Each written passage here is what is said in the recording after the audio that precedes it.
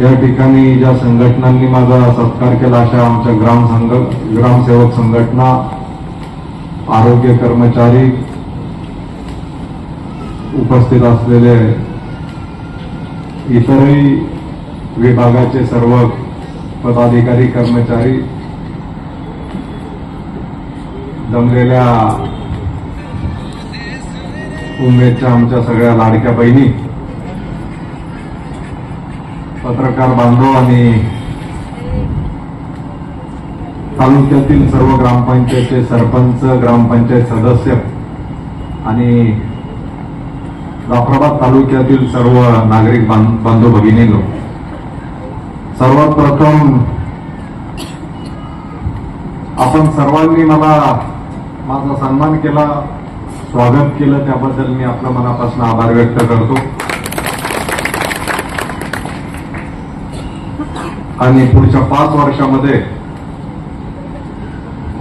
केंद्र आणि राज्य सरकारच्या माध्यमातून या भोकरदन जाफराबाद विधानसभा मतदारसंघाला निश्चितच विकासाच्या एका वेगळ्या उंचीवर घेण्यासाठी आपण सर्वजण मिळून प्रयत्न करू, अशी अपेक्षा सुद्धा या कार्यक्रमाच्या माध्यमातून या ठिकाणी व्यक्त करतो.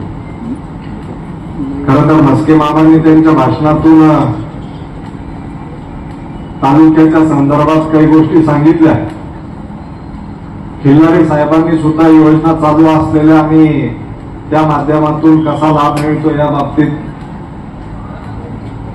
त्यांच्या मनोगतातून या ठिकाणी व्यक्त झाले. संतोष पाटलांनी भाषण केलं. खरं तर संतोष पाटील चुकीचा माणूस उभा केला यांनी भाषणाला. म्हणजे पुढे कोण बसलेले ते नजर टाकून घेतली तुम्ही आणि त्यांना आपलं भाषण पटलं पाहिजे अशा पद्धतीने भाषण केलं. म्हणजे गुत्तेदारालाच तुम्ही भाषणाला बैठल्यावर काय सोयीचं आहे, कसं चांगलं होईल पद्धतशीर सांगून टाकला. काना डोळा करा, आडवा डोळा करा, पण डोळे सरळ ठेवा हे सांगण्यासाठी मी उपाय. कानाही उद्यू नका, आडवाही उद्यू नका. कारण मागच्या 10 वर्षात या मतदारसंघामध्ये काम करत असताना ज्याला माझी भाषा समजते त्याला माहिती आहे, कोणाची हिंमत नाही अशी की भाषणातून सांगावं की बाबा तुमच्यापैकी कोणत्या विभागातून काही पैशांचा व्यवहार झालेला आहे का. लोकप्रतिनिधीची हिंमत नसते अशी. परंतु मला कुठेही कोणत्याही कोपऱ्यात घेऊन जातो मी तालुक्यातल्या की बाबा बसलेल्या कर्मचारी आणि नेत्यांमध्ये काही व्यवहार झालेला आहे का. मी उघडपणे चॅलेंजने प्रत्येक ठिकाणी सांगू शकतो. या मतदारसंघात 10 वर्षात काम करत असताना सरकारच्या कुठल्याही योजनेमध्ये कर्मचाऱ्याला चुकीचं काम करण्याला मी प्रवृत्त कधीच केलं नाही. किंवा तुझं काम चुकलं मग माझं काय, अशी सुद्धा भाषा त्या ठिकाणी. म्हणजे एक उदाहरण चुकून की झाली बाबा एकदाच बोललो होतो मी, चुकून झालं असं एकही उदाहरण माझ्या समोर त्या ठिकाणी 10 वर्षातलं नाहीये.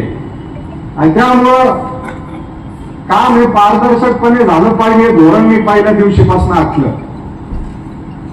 दादांच्या 35 वर्षाच्या राजकारणामध्ये खासदारकी, आमदारकी, मंत्रीपद त्याही कालावधीत त्यांनी सुद्धा अशा प्रकारचं आर्थिक गैरव्यवहाराला कधीच थारा दिला नाही. आणि त्यामुळं त्यांनी केलेल्या पद्धतीनेच त्या ठिकाणी मागच्या 10 वर्षामध्ये आमच्या सगळ्या कार्यकर्त्यांच्या मार्गदर्शनाखाली, वरिष्ठांच्या मार्गदर्शनाखाली आपण काम करतोय. मला अभिमान आहे की आपण कोणाच्या 1 रुपयाचा सुद्धा दागिनदार नाही.